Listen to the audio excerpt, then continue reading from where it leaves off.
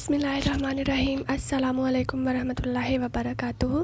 कैसे हैं आप सब? उम्मीद करती हूँ आप सब अपने घरों में खुश होंगे, आबाद होंगे। मेरी दुआ है अल्लाह ताला आप सबको अपने घरों में खुश रखें, आबाद रखें। जो लोग बीमार हैं अल्लाह ताला उनको शिफाए कुल्ली अता फ़रमाए। जो लोग परेशान हैं अल्लाह ताला उनकी तमाम परेशानियों को दूर फ़रमाए। जो बे औलाद हैं अल्लाह ताला उनको नेक व सालिहा औलाद अता फ़रमाए। अल्लाह ताला हम सब के दिलों की तमाम जायज़ ख्वाहिशात को पूरा फ़रमाए और अल्लाह ताला हम सबको 5 वक़्त की नमाज़ों का पाबंद बनाए, हम सबको गुनाहों से दूर रखे, हम सबको तौबा करने की तौफ़ीक अता फ़रमाए और हम सबको ईमान पे मरना नसीब फ़रमाए। आमीन सुम आमीन। तो जी जनाब, कैसे हैं, क्या हो रहा है? और गर्मी जो है कल से कुछ कम हुई है। कल हमारे यहाँ बहुत ज़्यादा बारिश थी और आंधी थी बहुत ज़्यादा, और आज भी जो है ठंडी ठंडी हवा चल रही है। अच्छा है मौसम तकरीबन, अल्हम्दुलिल्लाह। वरना कुछ दिन तो बहुत गर्मी थी, इतनी ज़्यादा गर्मी थी कि मेरी तबीयत इतनी ख़राब हो गई थी। तो लेकिन अब बहुत ही अच्छा मौसम है, बड़ा मज़े का वेदर हुआ है, ठंडी ठंडी हवा चल रही है बाहर। और लेकिन मैं बैठी हुई हूँ रूम में और आपको पता है बाहर शोर होता है, तो मैं स्टोर रूम आके ही जो है वीडियो जो है एडिट करती हूँ।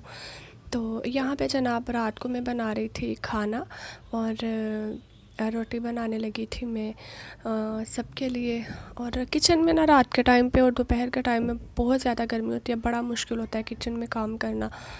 और जब गर्मी होती है ना तो मुझसे जो रोटी है ना वो भी ठीक से नहीं पकती, क्योंकि वो एक उसका किनारा उधर जा रहा होता है, एक उधर जा रहा होता है, तो बड़े ही जो है ना नक्शे बन रहे होते हैं मेरी रोटी के। तो हालांकि आटा फ्रिज में भी रखा होता है, लेकिन ना फिर भी वो थोड़ी देर निकाल के रखे ना बाहर। अभी ये इतनी सी देर में ना मैंने सालन गरम किया है बस, तो आटा मेरा इतना ज़्यादा जो था ना पतला हो गया था।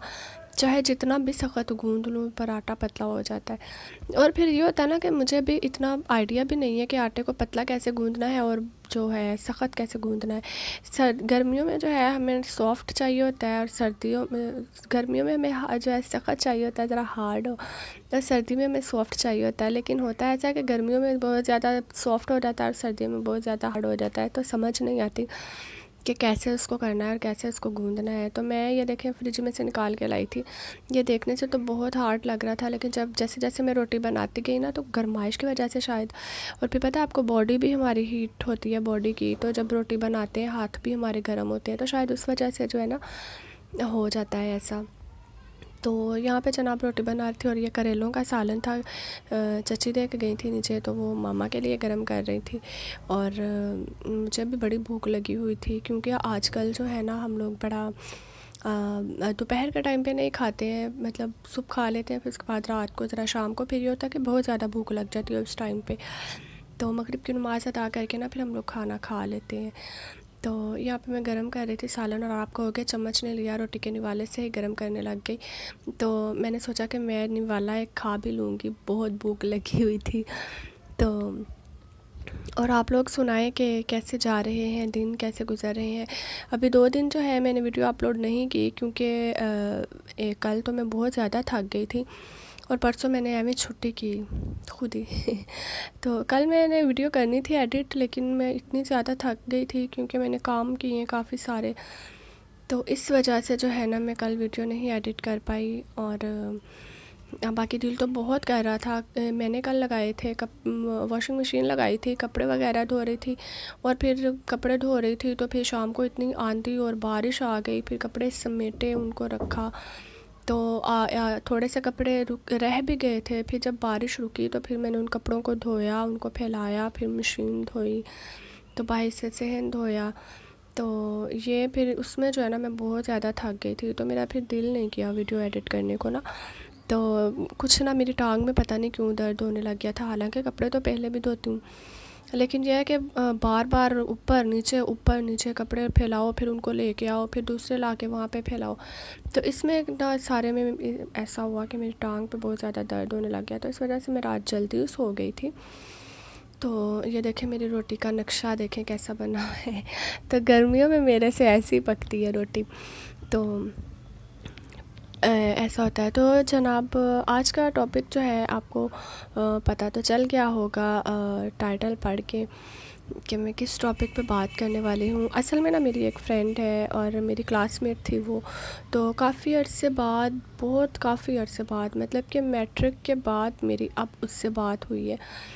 تو مطلب اس کی نا شادی ہوئی تھی، لیکن وہاں سے ڈیورس ہو گئی، اب دوسری جگہ پہ اس کی شادی ہو گئی ہے ماشاءاللہ۔ تو وہ مجھے بتا رہی تھی کہ جہاں پہ اس کی پہلی شادی ہوئی تھی نا، اس کا جو ہسبینڈ تھے نا، وہ بہت ہی زیادہ جو ہے شکی مزاج تھے، اور ایون کہ اس کو مارتے پیٹتے تھے۔ تو میں جانتی ہوں اس کو، بہت اچھی لڑکی ہے وہ، بہت ہی اچھی ہے۔ ظاہر ہے میٹرک تک ہم لوگوں نے ساتھ پڑھا ہے، ہم لوگ پتہ ہے کیسا ہے کون کیسا نہیں ہے۔ تو وہ ویسے بھی عورت جیسی بھی ہو نا، پہلے شادی کے بعد وہ بالکل چینج ہو جاتی ہے۔ یہ بات مرد نہیں سمجھتا، مرد یہ سمجھتا ہے کہ اگر یہ پہلے ایسی تھی تو یہ بعد میں بھی ایسی ہی ہوگی، ایسا نہیں ہے، کیونکہ مرد بھی پہلے ایسا ہی ہوتا ہے، ٹھیک ہے۔ اس کو جب اس کی شادی ہو جاتی ہے تو اس میں بھی بہت ساری چینجنگ آ جاتی ہیں، عورت بھی ایسی ہی ہوتی ہے۔ لیکن میں نے اس لڑکی کے بارے میں کبھی بھی کچھ نہیں ایسا سنا، اتنے سال ہم لوگوں نے پڑھا ہے، 5th کلاس سے لے کے میٹرک تک ہم لوگ ساتھ رہے ہیں، تو کبھی بھی ایسا نہیں ہوا۔ اور گاؤں میں رہتے ہیں، آپ کو پتہ ہے گاؤں میں تو بات کو اتنی جلدی پھیلاوا ملتا ہے نا، بہت جلدی پھیل جاتی ہے، تو وہاں پہ بھی ایسا کوئی اس کا ایسا اسکینڈل نہیں، کوئی بھی ایسی بات نہیں ہے۔ تو لیکن اس کا ہسبینڈ اس پہ بہت زیادہ شک کرتا تھا، اور کافی وہ رچ فیملی بھی تھی، تو بہت اس کو مارتا پیٹتا تھا۔ تو جب اس کے بیٹی ہو گئی، جب وہ بیبی ہونے والا تھا اس کے، تو تب اس نے سوچا کہ چلو اب ٹھیک ہو جائے گا، بچہ ہو جائے گا تو ٹھیک ہو جائے گا۔ جب اس کی بیٹی ہوگی لیکن پھر بھی حالات نارمل نہ ہوئے، تو اتنا وہ اس کو مارتا پیٹتا تھا۔ تو خود وہ سیل، اس کو نہیں پرمیشن تھی، الاؤ نہیں تھا کہ وہ سیل رکھتی اپنے پاس، اور اس کا جناب جو ہسبینڈ تھے وہ آدھی آدھی رات کو سیل فون یوز کرتے تھے، ساری رات یوز کرتے تھے۔ تو اس میں اتنی بے ہمت نہیں تھی کہ وہ اس سے پوچھ سکے آپ کہاں پہ بات کر رہے ہیں، آپ کس سے بات کر رہے ہیں۔ تو کہ وہ پھر بھی اس کو غصہ آتا تھا، پھر بھی وہ یہ سمجھتا تھا کہ میری بیوی اچھی نہیں ہے۔ تو خیر انہوں نے، اس کی جو مدر تھیں اور اس کے جو فادر تھے، انہوں نے پھر اس کو جو ہے وہاں سے ختم کروا لیا۔ ظاہر ہے یہ کوئی 2-4 دن کا تو رشتہ نہیں ہوتا ہے کہ 2-4 دن رہ لو، 2-4 دن کی بات ہے، ساری زندگی گزارنی ہوتی ہے۔